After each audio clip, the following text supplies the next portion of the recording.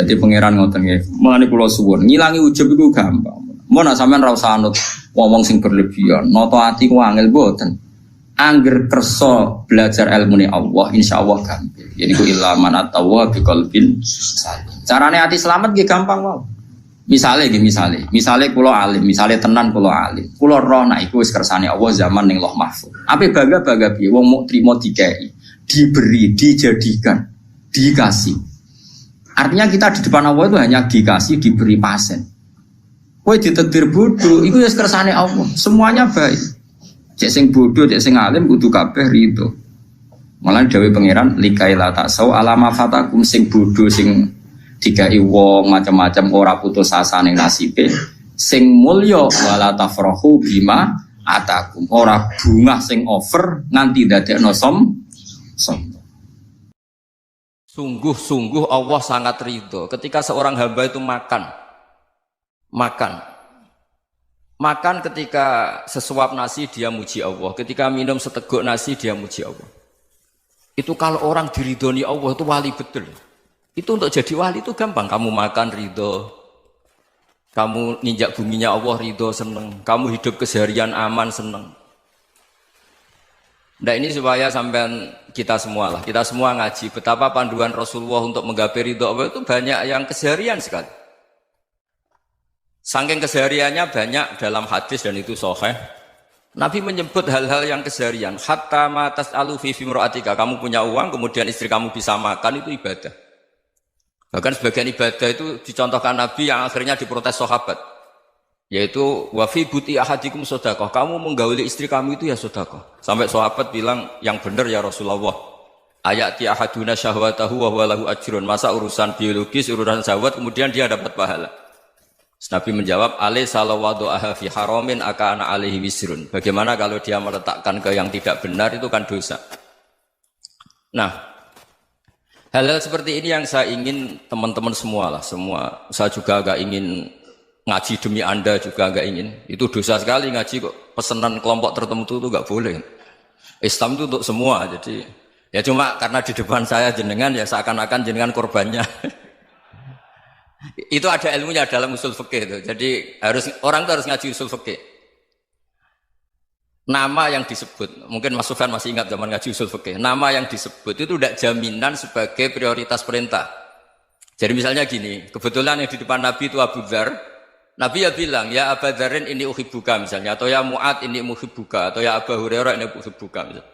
Banyaklah riwayat yang Nabi nyebut ya Aba Dzarin, ya Mu'ad, ya Abu Hurairah. Kemudian misalnya Nabi meneruskan khitab, ini uhibbuka, saya mencintai kamu, fakul dubur sholatin, atau sebagian riwayat disebut falatadaan la dubura kulli sholatin, Allahumma inni ala dzikrika wa syukrika wa husni ibadatik. Saya mencintai kamu, siapa saja. Mu'ad bisa, Abu Dzar bisa siapa. Saya mencintai kamu, mohon kalau habis sholat kamu jangan lupa wiridan Allahumma a'inni ala dzikrika wa syukrika wa husni ibadatik. Ya Allah, tolong kami permudah supaya mudah ingat engkau. Anda tidak bisa mentang-mentang, wong nama saya Parmin, nama saya Purnomo, itu yang diperintahkan Mu'ad. Jadi yang disebut satu, tapi khitab itu untuk siapa saja. Saya teruskan. Jadi saya mohon semua kita melakukan kebaikan itu kalau dalam kaidah fikih disebut al-yakin la yuzalu bisyak. Banyak kebaikan yang kebenarannya itu 100%. Tidak punya efek samping ke pihak lain, ke kelompok lain, ke komunitas lain. Itu tadi misalnya Anda makan dan itu murah sekali, hanya butuh satu piring. Setiap punyaan kamu muji Allah, setiap minum kamu muji Allah. Itu redaksinya Rasulullah SAW disebut Allah sangat ridho ketika seorang hamba makan, kemudian dia memuji Allah. Atau minum, kemudian dia memuji Allah. Logikanya gampang, negara seperti ini yang kamu harapkan bentuknya kayak apa, mertua, ipar, komunitas, tetangga. Itu nyata terjadi itu kan belum pasti. Sementara yang mesti terjadi adalah kamu butuh makan, kalau tidak mati. Butuh minum, kalau tidak mati. Butuh bumi yang nyaman ditempati, kalau tidak kita juga mati. Sebab itu Allah kalau menyebut nikmatnya itu hal-hal yang keseharian. Alladzi at'amahum min ju'. Allah itu siapa? Allah itu yang menciptakan kamu bisa makan. Tidak berlebihan. Allah itu yang menciptakan kondisi sosial itu ideal. Zaman Nabi itu ya ada orang munafik. Orang-orang pilihan Allah itu juga diuji orang sekelilingnya yang macam-macam. Semua diuji sesuai konteks zaman dan waktu. Nah, tapi ada ibadah-ibadah yang selalu disarankan Nabi. Sampai Nabi itu pernah ditanya, ayul islami khairun ya Rasulullah, Islam terbaik itu gimana? Jawaban Nabi itu unik. It'amut to'am. Islam terbaik itu ya makan-makan, santai-santai. Ketika Allah menyebut beberapa kebaikan, falak tahamal aqobah, wa ma adrokan apa? Mal aqobah. Terusannya apa? Fakku rokobah. Terusannya apa? Au it'amun fi yaumin di masubah. Ya itu acara makan-makan itu juga Islam. Kenapa? Ya bayangkan kalau tidak ada makanan, kita mati kan? Kondisi sosial tidak ideal itu Anda masih gak apa-apa. Tapi kalau Anda tidak makan, Anda tidak minum, kamu punya istri cerewet masih bisa hidup, punya mertua cerewet masih bisa hidup. Tapi kalau tidak makan bisa mati. Berarti penting mana istri sama makan? Penting mana? Makan. Semoga istri Anda dengar, nanti kamu disuruh makan tapi pulang deh. Itu kalau dibahasakan makan masih memahami. Penting mana nasi satu piring dengan istri. Nggak ada nasi mati, nggak ada istri belum mati. Penting mana? Gak berani jawab kan? Nah, ternyata Anda ada garang kan di depan istri. Jadi saya mohonlah, mungkin Mas Sufyan Sauri tadi yang bisa bantulah. Teman-teman tuh ngaji yang keseharian saja. Karena kita nyari ridha Allah itu berdasar firman Allah. Dan firman Allah itu menyebut keseharian itu riang, gampang. Yaitu tadi misalnya, wa min ayatihi manamukum bil-laili wan-nahar. Termasuk ayat-ayat Allah itu kamu tidur. Maka dulu itu ada guyonan, ada tokoh Mu'tazilah. Kelompok dalam Islam yang berpikir manusia itu bisa menentukan ikhtiarnya sendiri. Karena saya bisa duduk, ingin berdiri, berdiri. Karena kelompok ini nggak terima kalau semua kehendak Allah, nanti bagaimana kalau semua kehendak Allah kok ada hisab ya, ada sanksi. Lucunya itu dia akhirnya ini cerita ya, mencintai seorang perempuan cantik sekali. Dan itu dia menjadi ahli sunnah itu oleh hal-hal yang sepele. Karena istrinya cantik, ya namanya suami istri itu hubungan intim.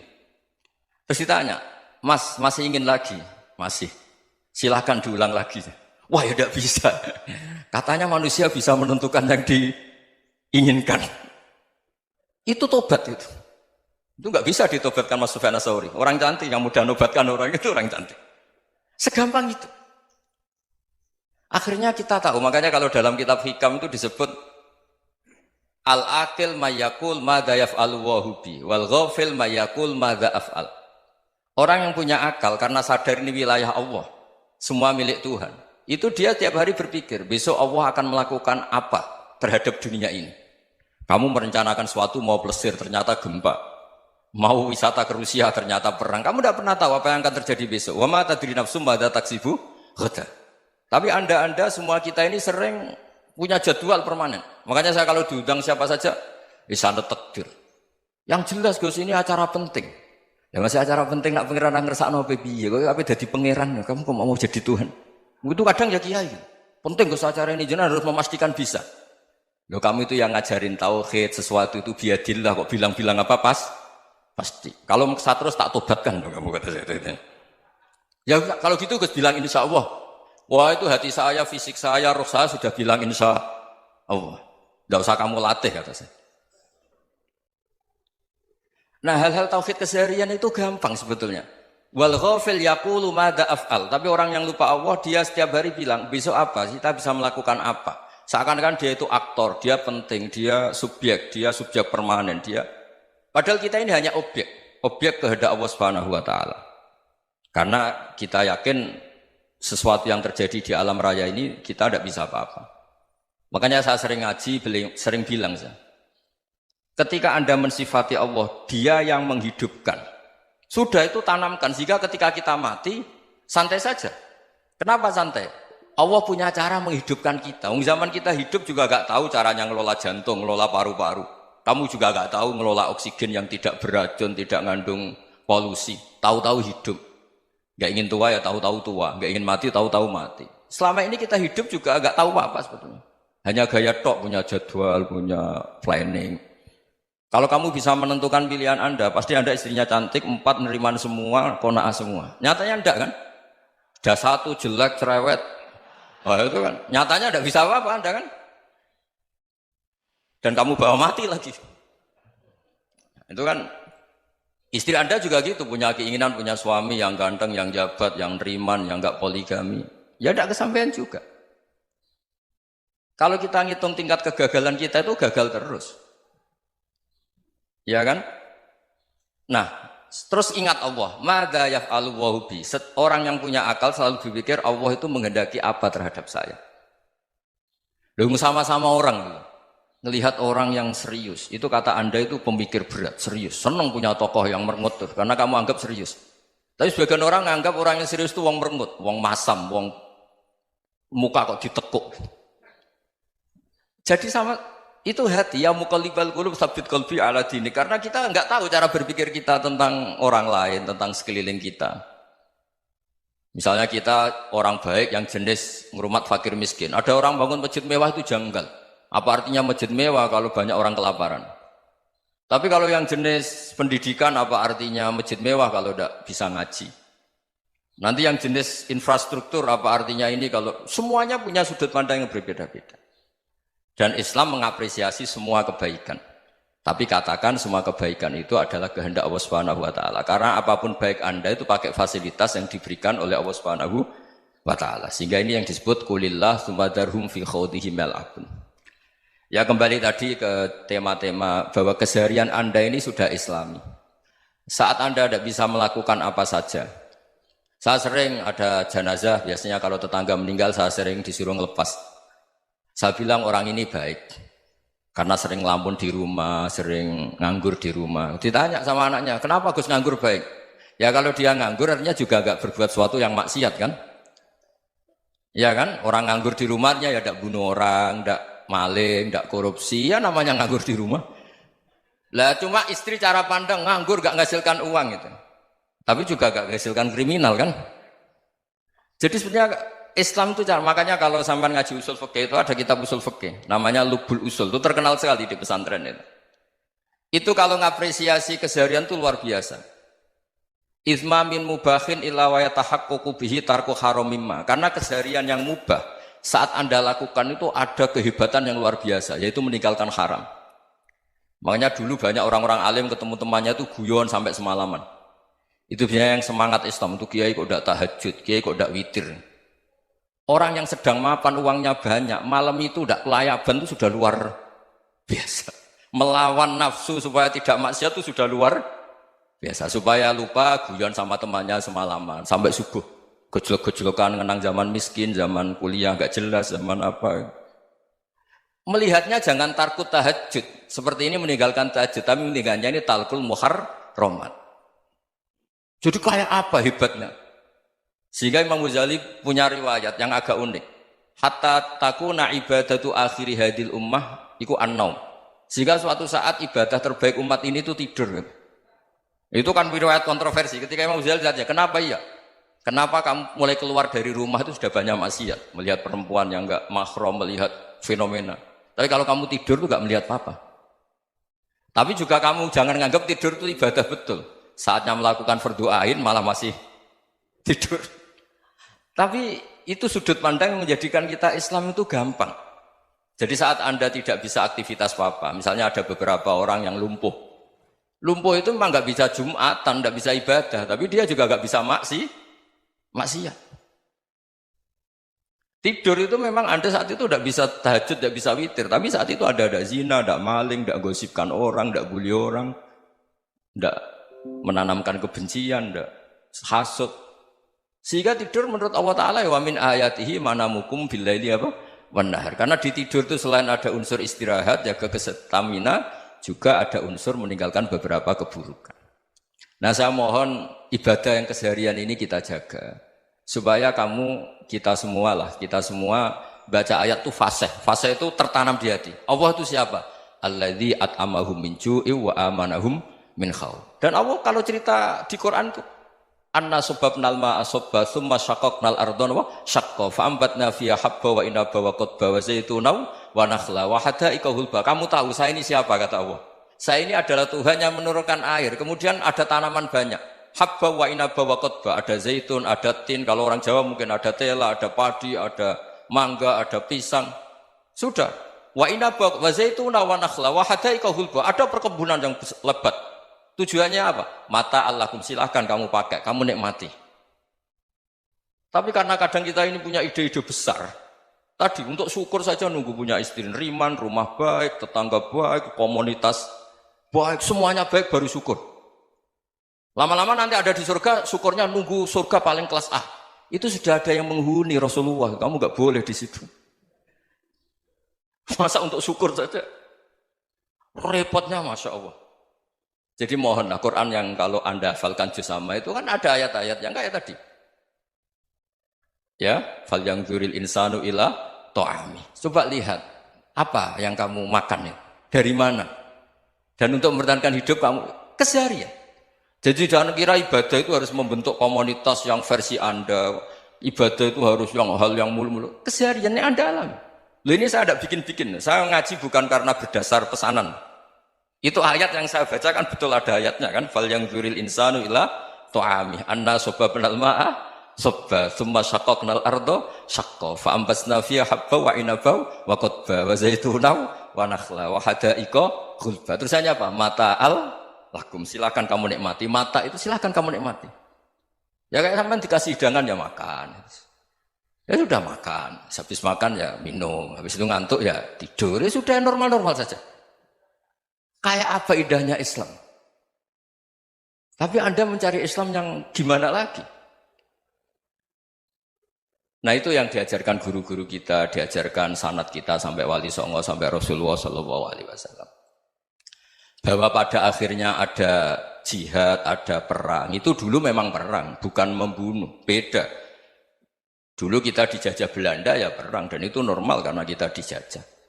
Jadi ketika orang lain ingin baik sama kita, wa in ahadum minal musyrikin astajaruka ya fajirhu hatta yasma'a kalam Allah. Kalau mereka ingin baik ya kita baik. Makanya ada istilah musta'man, mu'ahad. Kalau mereka ingin damai, berdampingan dengan kemajmukan ya itu yang lebih baik. Karena memang Islam menghormati proses perdamaian. Wa in janahu nawal lisalmi ya fajnah lah. Kalau ingin damai ya kita harus damai. Mulane jare hikam kula nu tak kenang jan hikam. Cara hikam wong ra ikhlas bentuk-bentune wong. Enggak cara hikam logikane gampang. Jadi hikam motivasi ikhlas nu nganggo ilmu hakikat gampang. Ngeten redaksine. Kaifatat lubul ajra mimman huwa muhtihi ilaika. Utekem lho buta kok endi? Kok njaluk opah mbek wong sing ngeki hadiah ku piye? Contohnya ngeten nggih, sampean tak kei dhuwit 1 juta. Tak kei. Sampean tak kon dagang. Bareng tak kon dagang sukses badi. Bareng badi yo opah ning aku. Kan lucu tuh, wong sing ngekek hadiah kok malah dijaluki opah. Jare hikam, wong Islam iku iman, iso salat sebab taufike Allah, iso haji sebab taufike Allah. Kita iso ibadah sebab taufike Allah. Bareng-bareng awang ngekek taufik kok dijaluki opah. Lho iku nuntut opah mbek wong sing ngekek. Lho iku lucu ta ora lucu? Masuk akal ta masuk akal? Jadi sajane gampang, supaya kowe salat ikhlas yakin ya Allah salat kula sebab kersane jenengan. Nggih pun apa yo opah wis isin lho, hadiah salat pira-pira to. Sing mareke nuntut mergo GR ujub. Wah aku iso salat. Nek iso salat berak swarga lho ujub. Dadi bolak-balik kenapa kita ikhlas susah? Mergo awale ilmu mbok kawal ilmu syariat. Nek cara ke awale cara melihat ilmu hakikat, ikhlas ku gampang. Nggih mboten. Lha mboten ku jadi tenan. Gampang kudu ikhlas jenengan mbek ilmune kula. Sampeyan rasakno sih. Dadi ikhlas kudu dimulai kok ilmu hakikat sih. Iku gampang. Baik kula misalnya mulang, ya Allah jenengan negdir kula ngalim, negdir kula saged mulang. Berarti jenengan maringi kula saged ibadah. Selesai kan? Tapi nek nuruti syariat. Wah, guru sak huruf dadi 1000 dinar. Terus gampang gremeng kan kula. Ngaji gak dihormati, nyangoni sithik ora karu-karuan.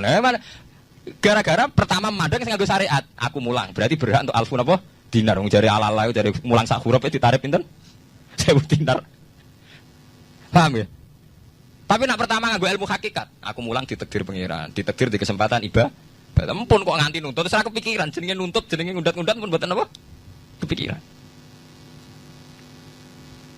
Paham nggih? Dadi saiki dilatih carane ikhlas piye anut ilmu hakikat. Ilmu sing awale wis anut ilmu napa? Hakikat. Nek nah, pertama nganggo syariat, ikhlas meksa kowe. Mesti bukti to sampean ngrasa di dhuwit, ngrasa nglakoni salat, ngrasa mulang, tak ulang tenanan. Jebule rapati ngurmati aku. Ya tersinggung tuh. Lo nak tersinggung yang ikhlas buatan menyangkut ngoten. Ora pantes Quran diulang kok kowe terlambat, Quran diulang kok kowe guyon. Mergo piye standar Quran diulang kudu idza dzikrullah wajilat qulubuhum wa idza tuliyat alaihim ayatu zadatuhum. Kan benten to nggih mboten menyangkut pribadi tersinggung mboten, tapi supaya Quran itu bener-bener zadatuhum napa? Iman. Anak tersinggung wong syariat ono, gak ngergani wong sepuh. Nak sing kiai jadi gak ngergani kiai, kok bareng murid tua gak ngergani wong tua. Malah nyiksa ati to. Pertuntang. Nah, sampeyan nganggo ilmu hakikat selesai. Wong ora kepikiran blas. Mulane cara sing aran hikam, sing aran ikhlas iku gampang. Sing mari angel kowe iku nganggo ilmu syariat. Sehingga kowe ngrasa ujub. Iku mau, dhuwit iki wekku. Ngalim ilmuku. Ngono masjid iki tampo aku ora dadi masjid. Sehingga gak dadi imam gremeng tenan. Lah awale nganggo ilmu hakikat, ya Allah jenengan Rahman tenan. Negdir kula saged ngamal dadi pengurus takmir, negdir kula saged dadi panitia takmir. Engko misale sing dadi imam wong liya, kula alhamdulillah Gusti sak ning masjid rame, cik imame kula cik mboten penting, butuh kula nu ramene masjid. Kula pengurus takmir maksudnya ngrameni napa? Masjid. Ya, takmir zaman akhir ngrameni masalah. Jadi masjid tetep gak rame, masalahnya napa? Rame. Wis ora.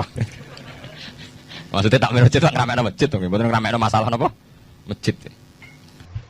Nggih kula bolak-balik matur gitu. Terus dalam ilmu hakikat diterangkan manusia itu memberi kontribusi pada pilihannya itu tidak sampai 1%, mungkin tidak sampai. Misalnya kalau orang ditanya kenapa makanan ini enak, ya jawabnya biasanya gampang karena ini sate, kebetulan saya suka sate, terus bilang enak. Begitu juga misalnya hubungan suami istri, senang kumpul bojo mergo ayu dan sebagainya. Ya itu yang mudah diomongkan. Tapi misalnya bayangkan ke pas mangan sate enak terus gempa. Padahal satenya tetap enak, kamu ya tetap sehat. Tapi gara-gara gempa menjadi tidak enak. Berarti yang benar kan mangan sate gue enak, syaratnya gak pas garam gempa. Ono syarat meneh, ora konangan sing utangi. Padha kowe ngloni bojomu sing ayu, iku syarat enak iku kudu ora ono gempa. Ora pas ngamuk. Pas ngamuk lah ya tetep ayu, tapi kan kowe ora seneng. Artinya gini loh.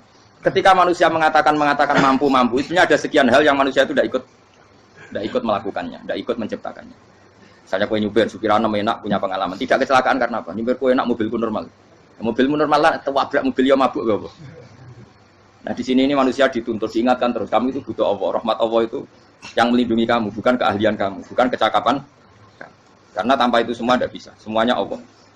Ya, tapi manusia tadi, gara-gara misalnya tadi mobilnya normal, dia punya keahlian nyupir, terus mengklaim kalau keselamatan dia itu karena hati-hatinya dia, karena mobilnya normal.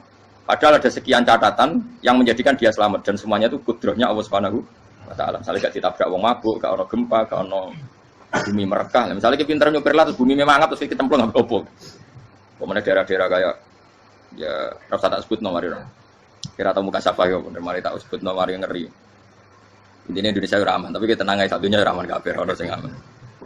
Ora usah kuwatir dikuwi vaksi, ora usah kuwatir meteor jatuh, kabeh ya potensi napa? Potensi semua. Sama nak kepen syukur itu gampang. Duit ran duwe, utang wakeh, jatuh tempo, bojo wani, anak kecewa di bapak kowe, terus montek ngamek kowe.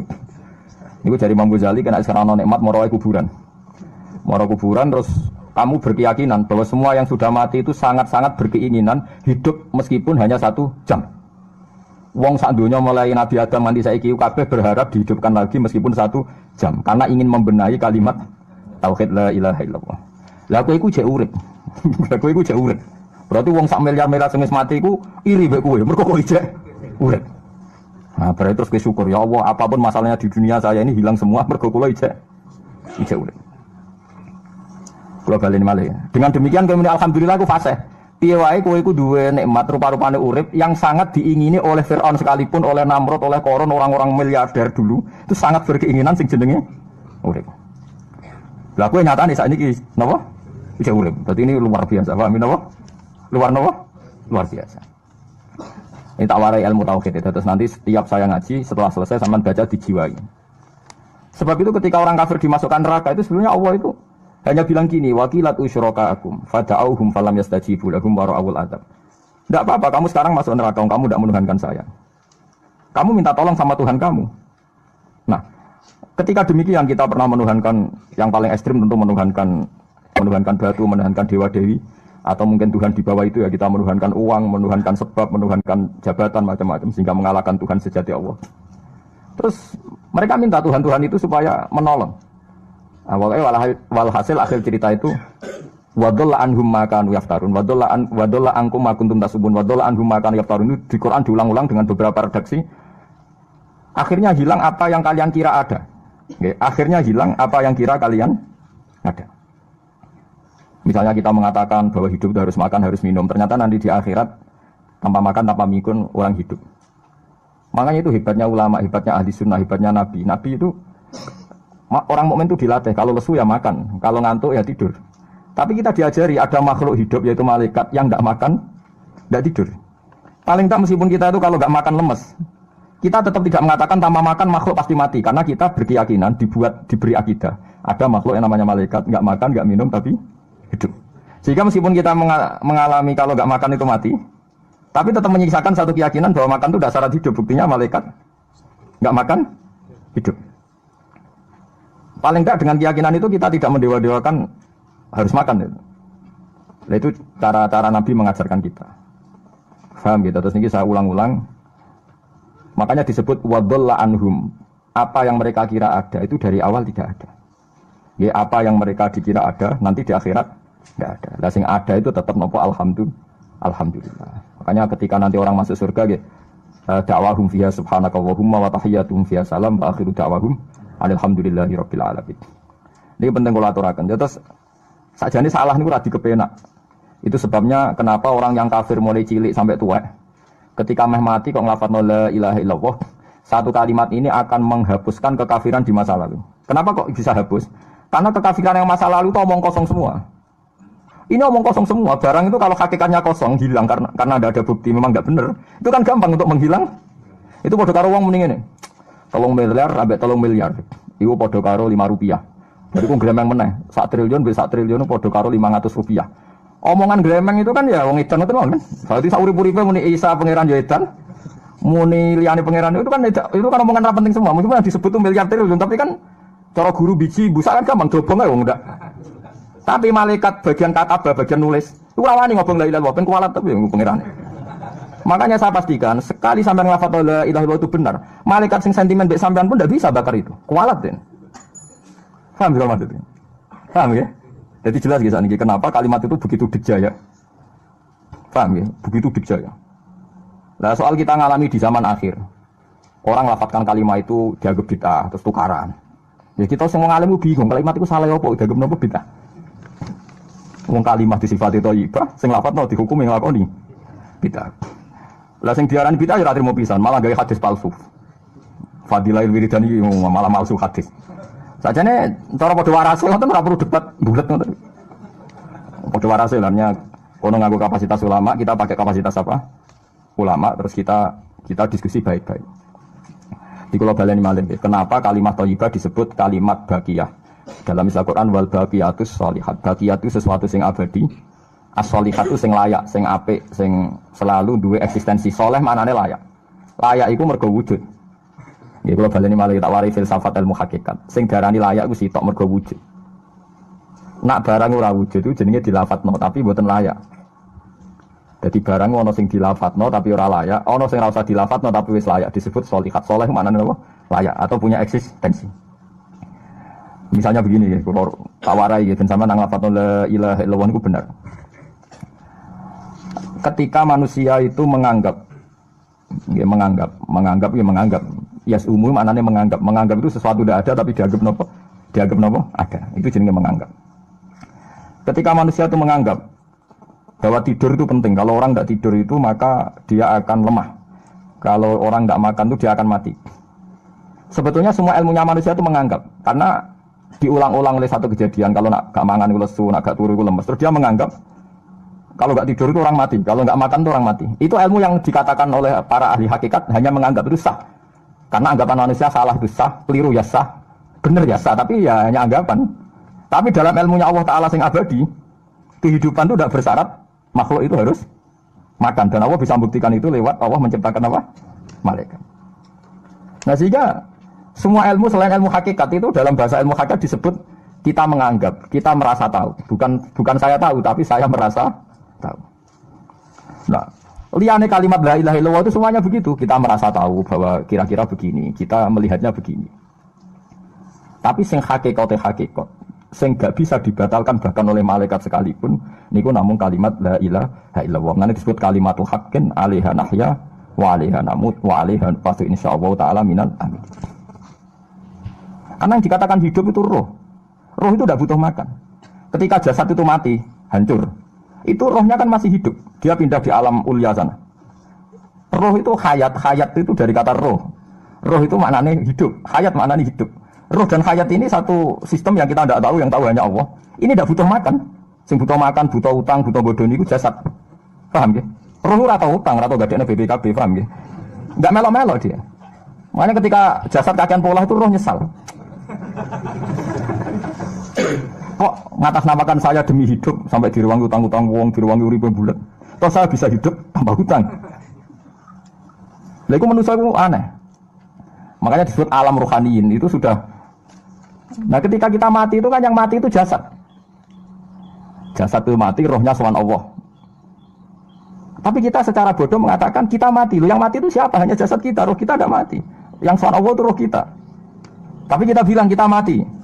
Ya berarti kita bilang kita mati, ya kita mati. Menurut bahasa manusia kalau kita sudah tidak ambekan, tidak makan, tidak minum, disebut kita mati. Tapi alhamdulillah kita ini mukmin. Meskipun bahasakan kita mati, terus bahasa mugi-mugi disepunten pangeran, niki ruhe nembe sowan, mugi-mugi diwelas. Intinya dia ini ramuni mati.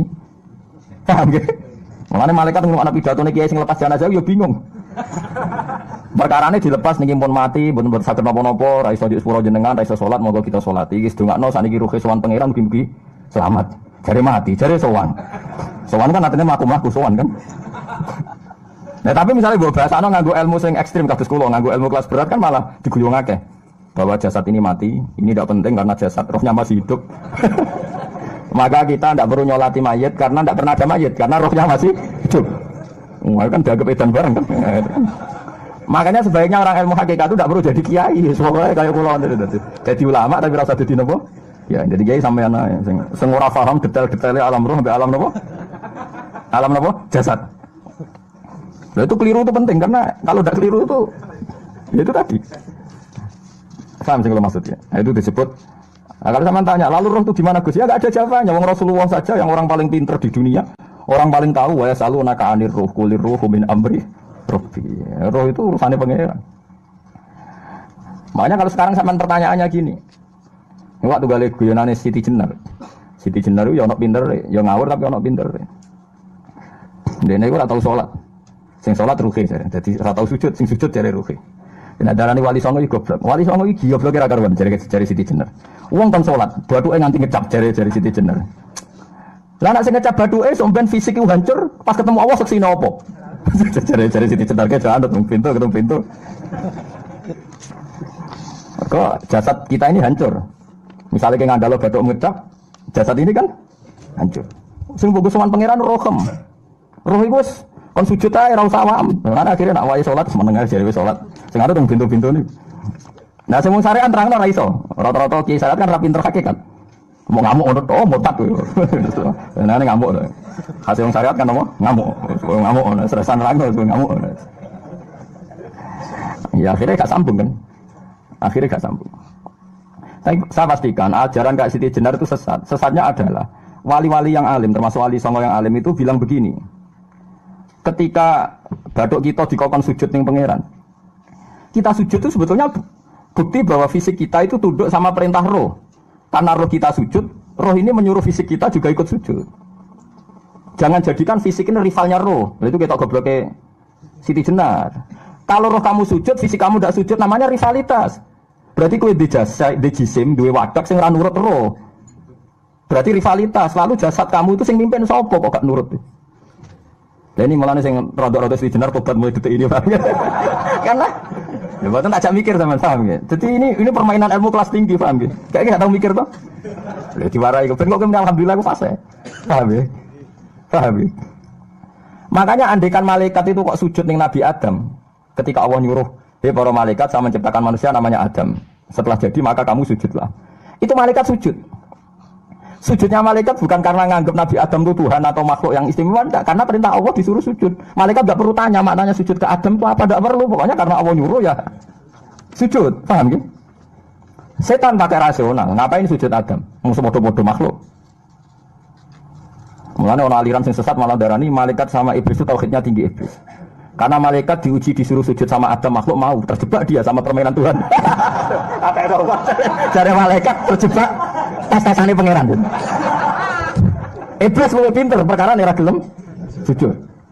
Berarti dekne mau gelem sujudnya namun kalian Allah. Lha kok orang sesat kok. Wong kok nganggur nganti ngono maksudnya mikire iso ngono. Mulane sing dadi utang dosa luwih apik timbang sing dipikiran ngene iki paham ya. Paham ya. Iki penting kula ngerti. Iki kados wae lho. Sampeyan kena apa kok salat? Ya mergo jati diriku kawula, nak kawula apike takdim sujud ning pangeran. Pas lillahi wa la tuti'u wasjud. Jadi pertama kajian Nabi untuk wahyu surat Iqra. Kegiatannya Nabi ya pokoke urip ku wasjud. Wahyu ya sujud lan mendekat ning pangeran. Wes titik urip wis ngono tok. Ora nak sujud ku nikmati. Bahwa ini nikmat terbaik, kehidupan saat terbaik. Mulane ngendikan kanjeng Nabi kan apike salat pakaan dah sholat muwakkiin koyok itu sholat wong sing pamit itu terakhir sholat anda ya terakhir sholat nggak saya kan ada iso sholat kopiah dia sholat fardu sing tenan itu kok sholat fardu nera tenanan per sholat fardu dari wah nomor fardu ora pati bener kok jabli be sunat nah bener iku substansi ora iso jabli sunat iso tambeli ora nek ora bener iku ora substansi ana substansi cara mobil itu bane sing coplok kedane iki bane sing coplok lan rusak nek bau bane coplok. Makanya yang benar itu fardu itu dikukuhkan secara benar. Rukun syaratnya dikukuhkan. Baru kalau kesalahannya tidak krusial, itu bisa ditambal dengan apa? Jenah. Tapi nak kesalahan krusial ya fardunya harus diulang. Orang kok ditambal dengan apa? Eling-eling tak warai carane jadi wali. Jadi carane jadi wali itu mikir apa paling penting. Mau kena liwat jembatan iso itu paling penting. Hakikatnya orang kok mergo mobilmu. Mergo jembatannya gak rusak. Buktinya kena liwat mobil lah, melaku ya iso ngliwati jembatan. Mergo jembatannya ra rusak. Ana mobil lah nak jembatan rusak ra iso. Berarti penting di mobil ke jembatan. Penting jembatan. Tapi wong darani rata-rata muni penting. Ya wah kata. Ketika kita bisa makan, hakikat yang paling penting adalah kita mendapatkan oksigen, mendapatkan kesehatan yang cukup. Baru di antara pentingnya adalah nasi. Tapi seringnya kita bahas yang paling penting nasi. Ya begitu terus. Akhirnya kita ini qolat ma'rifatul billah. Mesti ma'rifah ini pengiran itu sidik. Terus nomor kali, kalau ada orang yang berpikir bahwa dia punya musuh dan musuh itu selain dirinya, maka dia sangat-sangat bodoh, tidak tahu paling bahaya adalah hakikat dalam hidup adalah dirinya sendiri. Uang pe dipateni uang ngenteni sasarannya tepat, sing musuhe, tapi nek bunuh diri kan langsung. Gampang dipateni uang bunuh diri. Gampang bunuh diri. Kowe tidak bahagia karena dihujat orang, itu nunggu sekian kasus baru dihujat orang. Nah, dihujat uang lagi susah, uang kok dimaki-maki uang lagi susah. Sebelum orang lain menghujat Anda, hakikat Anda sudah orang menderita karena Anda sering menghujat diri sendiri. Gusti, melarat orang berber, dibujuk wani, tonggo rasa seneng aku, itu awak opo, Gusti. Itu kan berarti Anda menghujat diri sendiri. Jadi yang paling menyengsarakan kita itu siapa? Ya diri kita. Seperti nak melarat, pengen beli mobil, pengen beli kepenak, ya malah tersiksa. Waktu balik wong raiso terbang, pengen munggah Mars, malah tersiksa. Raiso terbang ya wes nek mati ning ngisor. Alhamdulillah Gusti raiso terbang. Gak ada malah kelayapan temu di bumi, temu di mawon pun penak. Itu malah kepenak kan. Ini penting. Iya, dawe ulama tasawuf. Kalau jalan terang dawe ulama. Kabeh ulama tahu sepakat. Kalau apal makalah itu. Nafsuka mati yatuka farfukiha. Iya, awakmu wis kadung dadi kendaraan sowan ning pangeran. Farfukiha. Kowe kudu mbok welasi. Iya, wis dadi kendaraan ila Allah. Misalnya kula kok sayang rai kula, mergi rai niki sing kula damel sujud Gusti. Tangan kula Gusti, tangan niki sing pas kula sujud tak tekan teng panggonane sujud. Mergi kepen sujud jenengan. Dengkul kula Gusti niki sing kula damel sujud. Termasuk sifat yang buruk sekalipun. Misalnya Anda duwe verji. Gusti, baru kayak kalau jimat bojo kula gadah turunan. Turunan kula mesti jemben do kepengin sujud teng jenengan. Dan itu Nabi biasa membicarakan gitu. Nabi boten tiyang Jogja, tiyang Solo, terus nek pantes ra ngomongno boten. Nabi tiyang Mekah. Jadi yang berhak ya dihentikan. Mungkin Nabi biasa ngendikan wa fi buti ahadikum sedekah. Bahkan dalam verji Anda, alat kelamin Anda juga ada sedekah. Sampai sahabat ditanya, bagaimana mungkin ya ayat ya ahaduna syahwatahu wa walau ajrun.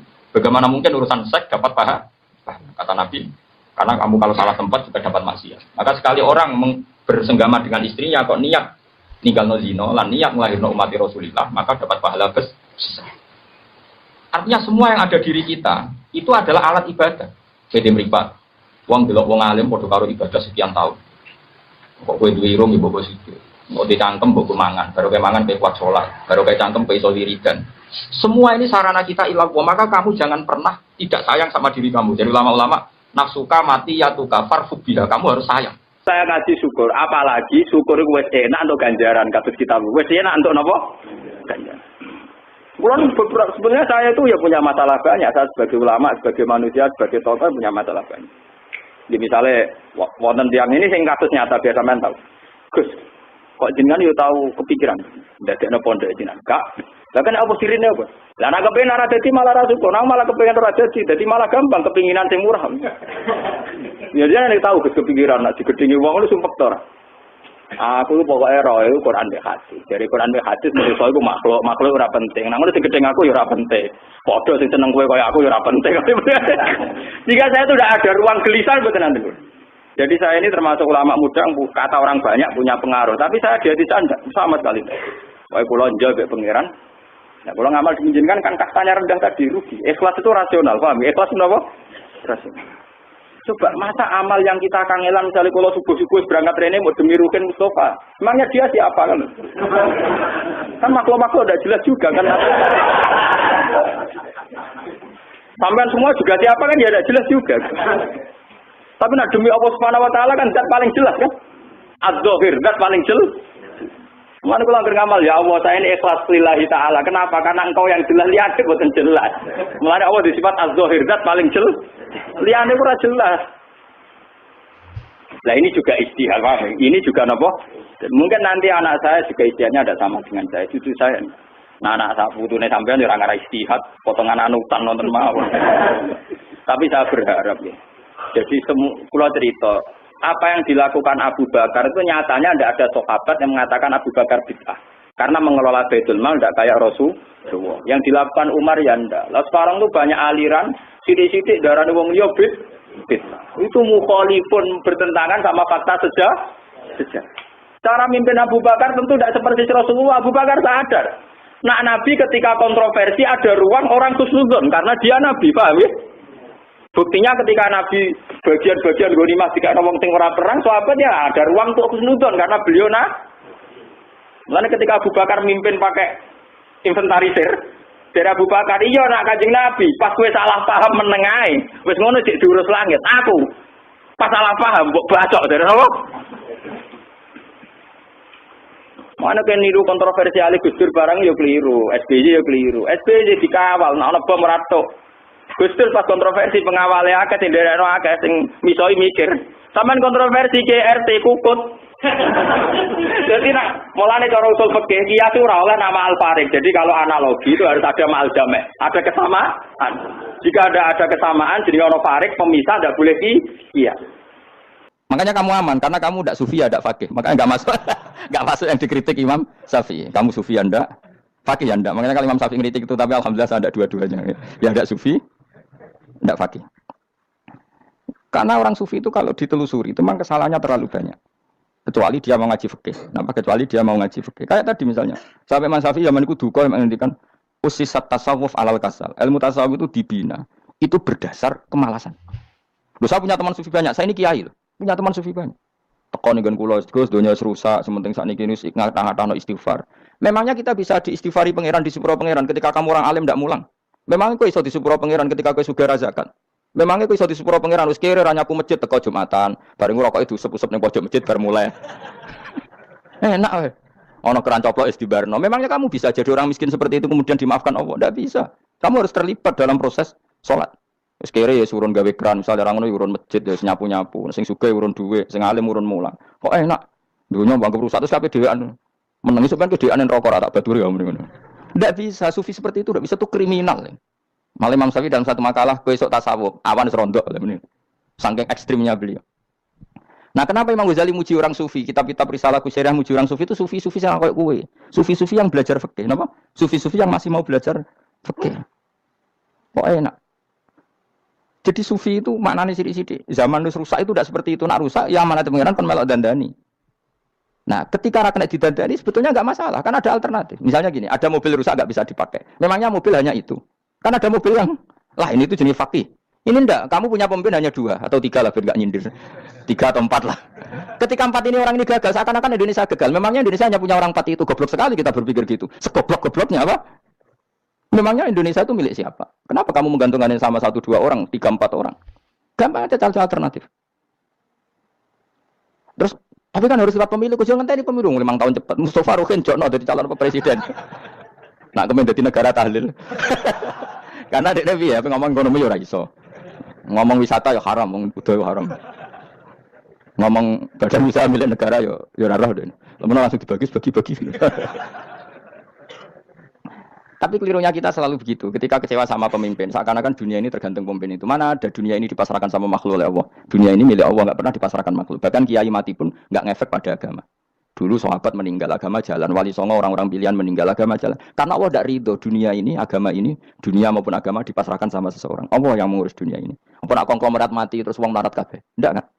Apa nak wong soleh mati terus wong bejat kabeh? Enggak. Allah yang mengurus agama ini, mengurus dunia ini. Saking goblokem, nak ono kecewa mek makhluk ini. Terus ya Allah, terus akan-akan dunia ini runtuh. Orang pegatan sakit, saya kira orang sing lanang. Banyak orang pegatan terus bojo luwih apik. Bojone mati sing wedok malah makmur akeh to. Makanya pangeran nanya manusia ku entek-entekan. Allah nanti ngendikan gini masalah pegatan. Unik ngendikan pangeran. Ya rondok manekno wong pegatan. Wa iya tafarraqa yuhnillahu kullam min saati. Kamu tidak usah takut dalam suami istri itu bercerai. Wa iya tafarraqa jika dua suami istri bercerai, yuhnillahu kullam min saati, bahkan satu-satunya per satu dari kedua mempelai ini bisa dikasih lebih kaya. Banyak enggak wong pegatan terus akhirnya lebih makmur? Dan kenangannya untung pegatan mas dhisik aku untuk bojo sing dhisik wis aduh selemu goblok. Enggak sing lanang karena bosen dijudisi yang untung saiki di bojo konak bojoku sing dhisik. Banyak enggak orang pegatan kemudian kenangannya itu baik sama yang sekarang. Dengan yang lalu mau gerutu tok banyak enggak? Banyak. Dulu kita punya pemimpin yang cakap yang otoriter, zaman itu pun di demo. Coba kita ini kan mulai dulu anggar di pemimpin di demo kok cek urip pantas di demo kan es mati di kelangenan. Kelakuan kok ngono mulai dhisik nganti saiki. Kiai juga gitu, zaman urip dikerwiti, kok bareng mati kiai penggantinya dikritik ora koyok kiai dhisik. Iku ora ya coba 66 Pak Karno dikritik, orde baru diurus gitu tuh. Nabi yang ngono mangsamu presiden tok. Nabi iku kan mukjizat iku ngaji. Jadi mukjizatnya Nabi ku ngaji. Dari masyarakat pun mukjizat orang keren blas. Mukjizat itu kudu nganggo tongkat. Jadi seru napa? Dianggap Nabi Harry Potter. Jadi Nabi itu mukjizat kok mulang. Mulang itu mengatur logika supaya mapan nikmati Allah dan Rasul. Itu mulang. Mereka gak seneng. Mat, caraku Nabi-Nabi dhisik di tongkat apa mat. Jadi seru apa? Seru main seblak pokoknya seru lah. Nabi sempat tertarik. Ya kepengen di tongkat tahu Nabi tua. Kita ya sangar lah apa. Jadi Nabi ngalor ngidul gak apa-apa. Tongkat ngono sing nglawan blus terus kecemplung segoro. Kan ya seru lah misalnya ono Yogyo macam-macam tutuk terus likui faksi do tenggelam kan. Seru lah apa. Nah, jawab pengiran dulu tuh. Dia mat kejok tongkat, gampang nah masalah tongkat. Sekarang ngetokno wit kan gampang tongkat itu. Memang kamu tongkatnya Nabi Musa terus digawe dikai mori terus dikai minyak ya ora dijupukno wit diketokno memang kamu. Wong sing hebat tuh sing nyekel dol ora apa. Ya jajal tongkate Musa tak kena kowe. Iki ora ono pengaruhe. Wong saiki nggone Turki digo tontonan ora piye-piye. Lah nek mbate jek aktif Pak Turki nantang Israel duel. Lah yang di tongkate Nabi Musa kok digertak Israel rawani. Lah nek tongkat iku tenan nak oh sing sakti sing nyekel dul ora perkara tongkate. Nah cara wis dhisik sono HP Nabi Musa luar biasa cara itu. Akhirnya Nabi Muhammad itu sempat kepengin jawab pengiran unik. Awalam yakfuru bima utiya Musa min qabl. Mat kok gak eling apa zaman Musa nggo tongkat wong terus do iman. Awalam yakfuru bima utiya Musa min qabl qalu sikhroni tazahar wa qalu inna bikullin kafirun. Apa zaman Nabi Musa itu terus wong do iman? Ya tetep komentar dari tukang sihir. Padha ae, Mas. Nggo mukjizat ora padha wae wong nek berdua tetep berdua. Zaman Pak Karno sing tukang ngeluh ya ngeluh, zaman Pak Harto tukang ngeluh ya ngeluh, zaman Mega sing tukang ngeluh sampai saiki sing tukang ngeluh ya wis kegiatan. Kiai yang ngono. Kadang ada kiai saiki misalnya Surabaya zaman Mbak Arwani, Mbak Zubair. Memangnya zaman Mbak Arwani wong kudus ngaji kabeh. Wong saku ya kelakuane wis ngono-ngono wae. Misale kula ya kadang ya wong komentar. Gus Bae ora kaya zaman Bandur Salim. Lah aku wis dididik bapak. Zaman Bandur Salim apa wong yo ngono. Kok bapak zaman Bandur Sam apa ngono sampai zaman Basunan Bunang misal. Ayo jajal. Masa wong Yogya misal. Saiki ora kaya zaman Bali Maksum Mbah Munawir. Memangnya zaman iku wong ngaji kabeh. Tidak juga kan sak rohku kiai nak ngaji sing ngaji wong ngono-ngono iku pancet wong iku. Itu pengalaman. Makanya ketika Nabi Muhammad kemudian mujizat Nabi Musa jawab pengiran awalam yakfuru bima utiya Musa min qabl. Apa zaman Musa terus do iman mat. Padha ae nggo masuk go tongkat ngalor ngidul ya. Biasa wae mat. Gak usah mujizatan mulang wis ngaten. Lho kula lho mau tawani pengiran mujizat kok sangkare Musa. Kula mboten purun. Ya perkara kok malah lucu. Nabi ngalor ngidul go tongkat. Nabi Musa itu kate biasa kan sing kondang ke wonge. Lah saiki ajak ning Turki. Nek kata tenan jek top Israel tuntas ya. Suwabet terus likuifaksi tutup suwabet meneh dadi negara bebas wong Israel terus Raja Tayyip manggon kono. Iku aneh-aneh iki. Makanya penting. Yang dikatakan mukjizat yo ngaji. Ngaji itu bisa membentuk yakin. Yakin itu bisa membentuk tahqiq. Nah caranya yakin gimana? Tak warai kena ben dadi wali. Wali sing jalur ilmu. Jalur melarat wis kowe luwih iso lah. Wali ku jalur akeh. Alim yo iso dadi wali, zuhud dadi wali, melarat yo iso dadi wali. Syaratnya ridho ora kepengin sugih. Ya syaratnya melarat dadi wali ridho, ora terbesit kepengin sugih ora tau muni lho umpama aku di dhuwit ora dadi wali. Muni umpama tok wis ora dadi wali. Jadi fa innalau taftahu amala syaiton karena mengatakan umpama iku wis buka pintu setan. Jalur apa ya? Nah alim syaratnya hafal Quran, hafal ribuan hadis. Ayo nak zuhud syaratnya ra di HP, ra anan. Nak fakir ra oleh diangen-angen ae nanti. Apa rasa dadi wali? Enggak usah ya. Kalau terang ini penting. Kenapa saya sering kritik orang sufi? Karena sufi sekarang itu beda dengan sufi dulu. Di Jawa Timur itu keluarnya para kiai ya gitu. Kalau ada orang ikut torekoh tertentu, terus gak gelem ngaji takrib, akhirnya lingi pangeran sewengi tapi sesucine keliru. Masalah didik anak bojo keliru. Karena ya mau sementing la ilaha illallah terus maca la ilaha illallah terus itu gimana? Kalau kita iman sama Allah, ternyata iman dengan aturan-aturan Allah. Misalnya kita seneng cawe wedok, terus mbok sebut jenenge tok, kono njuk wedak rambut KI, njuk mangan rambut KI. Terus kamu tidak mempelajari sing disenengi pacaran ku apa? Senang Allah itu maknanya senang ketentuannya Allah. Allah yang murka itu apa? Kalau kita zina, kalau kita maling, ketika korupsi. Allah yang suka apa? Kalau kita sujud. Lalu syaratnya sujud apa? Harus dalam keadaan suci. Dari hadas besar maupun hadas kecil. Dan tempatnya tidak ada najis. Bahkan harus gitu. Itu senang Allah kok menurut Allah sewengi terus pingsan, kesemper. Terus nak tepak harus darani wali. Nak darani wali ono salam template. Wah apa-apaanan. Mentor bapak kula saking kerase. Lah wong darani wali nek melete keren aku jadi. Tak top aku jadi. Aku sakit, Pak. Paling zaman akhir darani wali dadi gula, wong salah templek ngekeki dhuwit. Tapi nak wong alim darani wali sing dadi pinter akeh. Coba jajal wis ayo. Nak ora percaya Ruhin maklumno nak saiki wali, nak ora dadi gula mbek dhuwit. Ayo saiki umumno nak Ruhin iku wali. Reaksi masyarakat kira-kira piye? Salam templek terus ngapalno merek rokoke Ruhin. Misale rokoke opo ya terus ditukokno. Tapi umat dapat apa juga? Tapi ketika orang terkenal alim, umat dapat banyak karena bisa ngaji. Carane sesuci piye, carane zakat, piye yang wajib zakat apa saja. Carane dekat. Tapi saya gak wali kalah mbek apa wong alim kalah mbek wali. Kulo niki diceritani Gus, kulo nak wong alim. Jejer mbek wong terkenal wali kulo harus salaman beda. Ya akhirnya melarat salaman. Maksudnya salaman iku ono maknane ning Jawa Timur. Ora usah diterangno maknane opo. Wah kere. Wong kuwi padha wong alim kasut to. Dene kasute perkara hasile iku. Iku ya sarap pisan padha wae. Sing maca kulo niku. Tapi sebenarnya kita harus jadi pelajaran. Kalau ingat Allah itu ingat aturan-aturannya Allah. Terus keling Allah sewengi terus piye?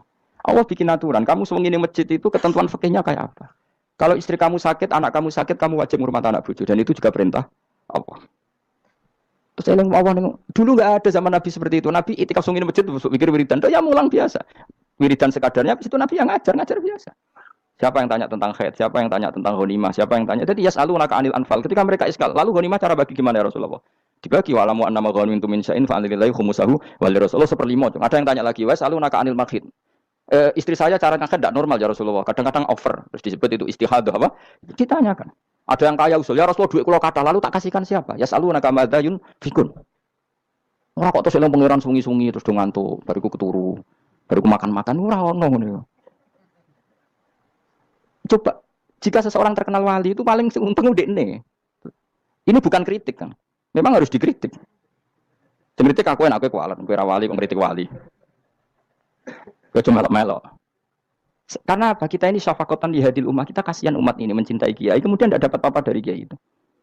Caranya apa ya? Kita mulang. Makanya Rasulullah itu masyhur kan di sebuah hadis. Sama cari di Muqaddimah Majmu', di Muqaddimah Ihya, hampir semua kitab ulama top itu menyertakan hadis ini. Nabi ke masjid, ada satu kelompok yang nangis-nangis dungu, ada sekelompok yang mulang fikih. Mulang itu ya, iki halal, iki haram, iki sholat begini nggak sah ini. Pokoknya mulang aturan-aturan di pengiran. Nabi ngadeg, kemudian Nabi bilang gini, kilakuma ala khairin, dua kelompok ini sama-sama baik. Tapi apa yang terjadi? Amma haula fayatuna wa, mereka adalah kelompok-kelompok yang minta sama Allah, insya ajaba wa insya Allah. Kalau Allah menghendaki ya disebadani, kalau enggak ya enggak. Tapi ini kelompok yang membicarakan hukum-hukumnya pengiran. Pasti Allah ridho. Wa innama bu'istu mu'alliman. Memang sing jenenge Nabi itu untuk mengumumkan halal haram. Maka Nabi terus ikut yang kelompok belajar tadi. Karena yang dikatakan coba Nabi diutus jadi Nabi itu apa? Saya tanya. Bikin aturan. Caranya tawaf ke Ka'bah begini. Dulu tawaf itu udo. Dulu tawaf itu bawa hubal lata. Dulu tawaf itu dengan penuh kemusyrikan. Nabi datang, cong tawaf itu aturannya gini. Enggak boleh ada yang berbau syirik. Caranya tawaf 7 kali. Baca kalimat ini. Sa'i juga gitu. Dulu yang namanya sa'i itu setar megang berhala Isaf. Nanti di Marwah megang Nailah. Setarnya gitu. Dari kesirikan ke kesirikan. Terus Nabi datang. Enggak boleh megang Isaf dan Nailah. Harus dibongkar. Dimulai dari labbaik Allahumma labbaik la syarikalah innal hamda wa ni'mata laka wal mulka la syarikalah. Itu Nabi. Sehingga saking ekstrimnya sahabat itu dulu enggak mau disuruh sa'i. Enggak ya Rasulullah, kita ada sa'i. Tempat yang dulu kita syirik di situ. Karena kalau sofa setarnya pegang isaf, nanti kalau di marwah pegang nailah. Itu nama berhala. Terus Allah menurunkan inna sofa al marwata min sya'airillah faman hajjal baita wa atamara fala junaha. Istilah pengiran fala junaha. Kalau kamu sudah Islam enggak apa-apa sa'i. Kenapa bilang enggak apa-apa? Karena dulu pernah sahabat merasa dosa, karena itu dulu basis kemusyrikan. Jadi ini penting saya utarakan. Lagi-lagi yang digerakkan Nabi adalah aturan main dalam hidup ini. Nama aturan main. Lho kula wingi pasanan wingi niku kula mucana apa sampean. Iku kaji mabrur padha karo ana wong ra iso numpak sepeda motor. Iki kula badhe numpak sepeda motor, dongakno slamet. Wong belajar ya ora kok yo dongakno slamet. Mestine iku takok sik carane numpak sepeda motor piye lagi yo dongakno slamet. Wong isi iso ora mesti slamet. Iki rong iso apa? Ya iki kula badhe numpak sepeda motor dongakno slamet. Aneh gak pertanyaan seperti itu? Permintaan minta selamat ketika kamu tidak bisa naik motor itu aneh gak? Aneh. Kalau kamu mau haji, takut syarat rukunnya haji, baru minta didoain haji mabrur. Ini ndak masyarakat tahu-tahu minta haji.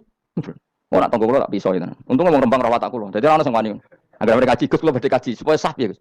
Tak ulang. Tak ulang tenan. Selain tentu belajar di manasik. Paling ndak dengan fatwa seperti ini orang terbiasa nak tekone manasik ku dirungokno. Napa? Kadang ya ora tekone manasik ngantuk tok. Itu tidak bisa, harus diwarai. Misalnya tawaf dimulai dari Hajar Aswad dan usahakan menjauh dari Ka'bah 1 meter atau setengah meter. Karena kalau terlalu mepet Ka'bah, takutnya tadi nginjek pondasi Ka'bah. Jadi tidak ngitari Ka'bah tapi tawaf di atas Ka'bah. Kedua, kalau terlalu dekat, kiswah Ka'bah itu mulat tohah bitit. Kiswah Ka'bah itu penuh dengan minyak. Dan kalau terlalu dekat menyentuh wadal orang ikhram itu nggak boleh nyentuh kiswah. Jadi harus diterangkan. Kemana lagi kaji marugi kalau gitu terus mau nangis. Belum nangis servisnya akeh. Ini apa-apaan? Mau dibawa kemana agama ini? Kemudian sing jutu ngomong suka gini nangis tenanan oleh nyangone luwe. Oke. Nah, cara bapak nangis serupat teman. Ora usah nangis ada dadi kiai. Pokoke ulang nek ra gelem wis ben ngono. Tobat sing ngene tobat. Mareni utekne niki mareni. Coba contohkan analogi hal yang gampang. Ono wong ra iso numpak sepeda motor, datang ke kamu minta didoakan selamat, aneh ndak? Urutannya ya belajar apa? Sesuk orang ra iso salat, ih dongakno salat kula niku makbulah. Makbulah mbahmu. Takbir ar-Fatihah ar ya kabeh itu ono urutane.